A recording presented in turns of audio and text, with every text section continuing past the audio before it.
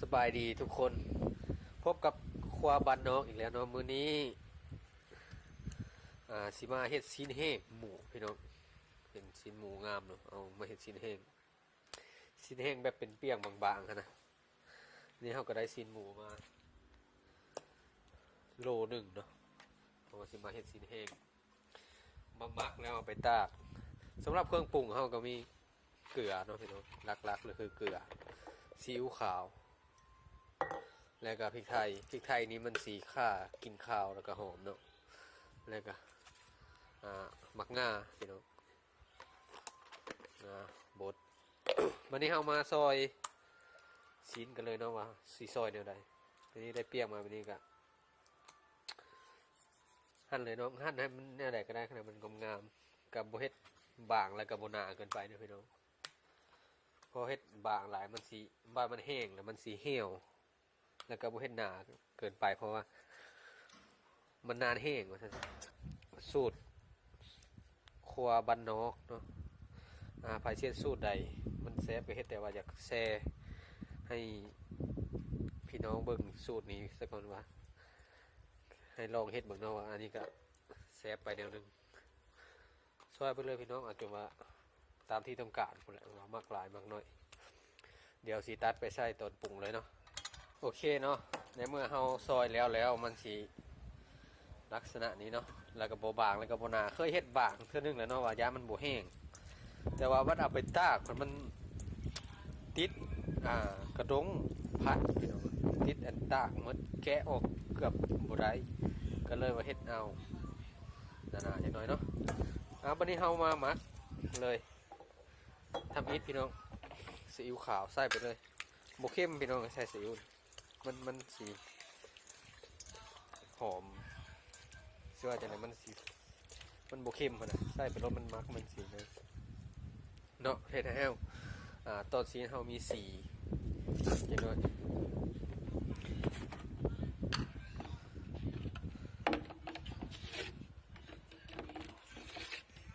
ที่จริง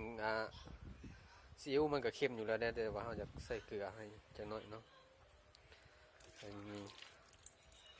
รสชาติเฮ็ดเองกินเองพี่น้อง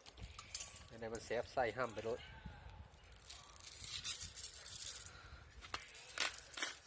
พริกไทยดำพี่น้องมันสีเวลาเฮาไปทอดพุ่นมันสีหอมไทยบ่มากกับบ่ใช่เนาะบ่เป็นหยังแต่ข้าพเจ้ามักกินพริกไทยสีหอมเป็นพิเศษแล้วก็มังงาพี่น้องโอเคหอมมังงากับพริกไทยกันนี่เนาะวันนี้เฮานำเอาไปตากสำหรับขั้นตอนการตากของข้าพเจ้ามันสีโบตากเสียตอกพี่น้องมันยุ่งยากที่ตากใส่แตะตากเนาะหรือว่ากระดงตากสีแห้งมันข้อดีของการตากใส่กระดงกับมันแห้งไวแต่ว่าข้อเสียก็คือว่าเราต้องเบิ่งเนาะว่ามันแห้งแล้วเราสิไปพลิกอีกด้านนึงเนาะวันนี้เราไปตากกันเลยโอเคเราเตรียมกระดงตากมาแล้วก็ย้ายใส่เลยเนาะพี่น้อง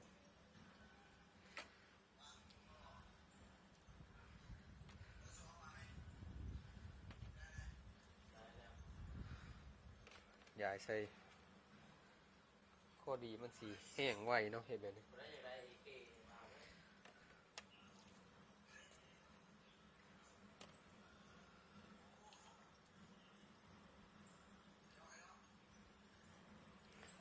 สำหรับการขั้นตอนการเฮ็ดซีนแห้งกับบ่ได้ยากเนาะพี่น้องถ้าว่าใจเฮามักซั่นซะเฮ็ดเองกินเองดีกว่าไปซื้อของเขาจักเขาใส่หยังให้เฮากินเฮาเฮ็ดเองเฮาฮู้ได้ว่าเฮาใส่หยังมันสิปลอดภัยเฮาเนาะหลังจากที่เฮาตากแห้งมาได้2แดดก็ได้หน้าตาออกมาแบบนี้เนาะการใส่ซีอิ๊วดำมันสิเฮ็ดให้ซีนเฮามันแดงงามเนาะนี่คือสูตรครัวบ้านนอกแล้วเฮาสินำเอาไปทอดซีมเบิ่งนะว่ามันสิแซ่บส่ำใดมันสิจางบ่หรือสิเค็มเนาะไปกันเลยโอเคในเมื่อเฮา ตั้งหม้อเรียบร้อยเนาะวอร์มกระทะให้มันร้อนโอเคในเมื่อกระทะร้อนได้ที่แล้วเราก็เอาซีนแห้งที่เราไปตากมันลงเลยเนาะไฟแห้งพอจังหวะเอาพี่น้องกินคนเดียว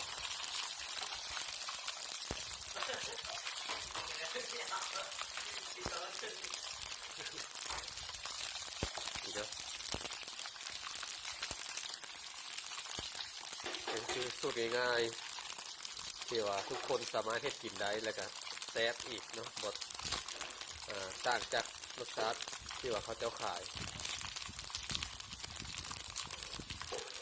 จะลืมลองไปเอาสูตรนี้ไปเฮ็ดเบิ่งเด้อพี่น้องครับพองเฮ็ดขายก็ได้เฮ็ดกินก็ดีเนาะเอาบ่ต้องเฮ็ดไฟแห้งเกินไปพุ่นเนาะเพราะว่ามันสิไหม้ก่อนสุกนะไฟปานกลางเด้อเร่งให้มันปานกลางใช้เวลาทอดนี่ก็ประมาณ3 นาทีเนาะเพราะว่าซีนมันแห้งแล้วมันก็เลยให้มันสุกไวเลย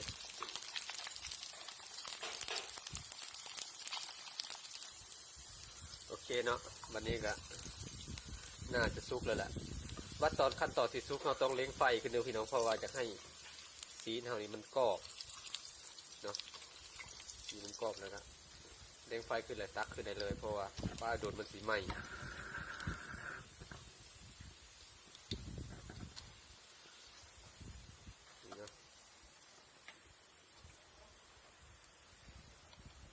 นี่เนาะมันจะได้